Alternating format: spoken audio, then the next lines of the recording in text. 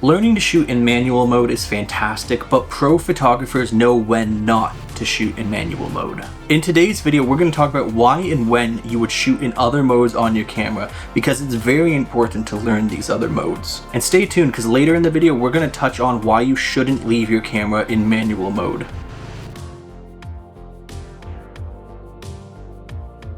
So let's talk about program mode. This is the halfway point between full auto and manual. In program mode, your camera both chooses the aperture and the shutter speed, but it lets you change other settings, like the ISO, white balance, flash settings, and exposure compensation.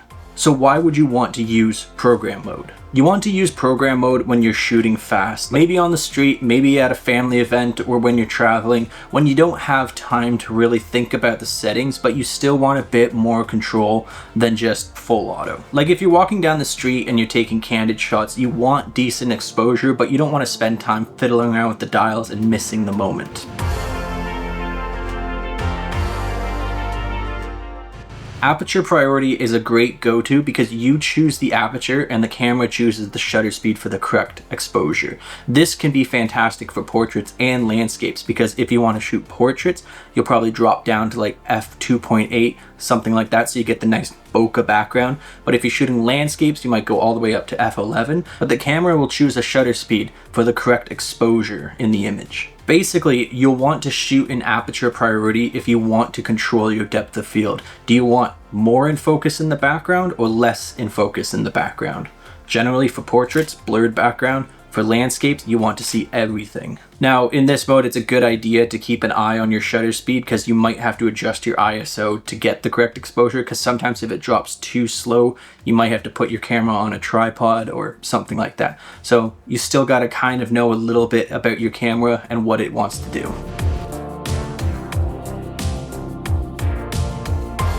Shutter priority is the exact same as the other one, just flipped around. You choose the shutter speed, the camera chooses the aperture. So why do you want to adjust your shutter speed and have the camera do the rest? Well, for certain things, like if you want to freeze the motion of a subject, like a bird flying by, and you want to make sure that everything is in detail, you'll choose the shutter speed at maybe something like 1/1000, just to freeze the motion. If you want to blur something out, you would slow down your shutter speed. So to get nice long exposures of water, you'll get nice motion blur. You want the trees to blow around in the breeze and you want to show the trail, you'd use a slower shutter.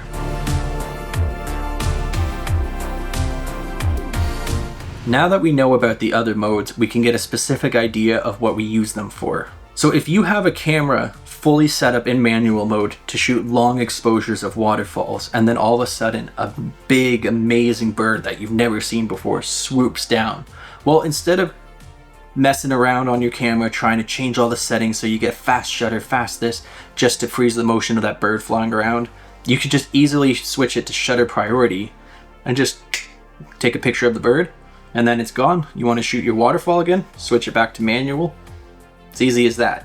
It's a good idea to know what you want to shoot beforehand, because if you're going out to shoot waterfalls, but you also might want to shoot some wildlife photography, well, you can set your shutter priority to the correct settings, and then you can mess around in your manual modes if you're shooting waterfalls. But that way you have the ability, if something randomly pops up, you can quickly shift your dial over and shoot that instead of spending all that time messing around with settings. Because if you just quickly shifted that dial, you wouldn't have missed the shot. Now let's just quickly talk about what some other modes on your camera might do. For instance, bulb mode. Usually there's a little B beside it. Some cameras have it, some cameras don't.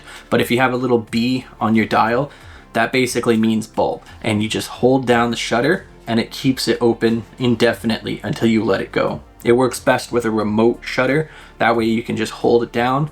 That shutter will stay open until you let go, which is good for landscape photography if you're doing long exposures, or star photography. Custom modes are usually indicated by a C. It's usually C1, C2, C3, which is custom 1, 2, and 3.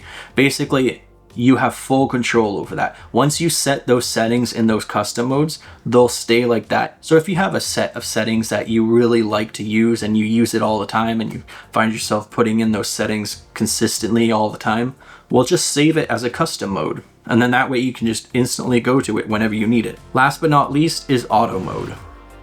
Don't look down on auto mode. Auto mode is fantastic because you might be with someone who doesn't know anything about cameras and they want to take a couple pictures. Just switch it over to auto, hand them the camera, and they can just walk around happily taking pictures of whatever the hell they want.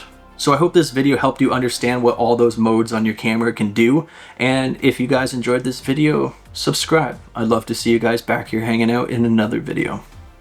That's all I got for you. Have a good one. Peace.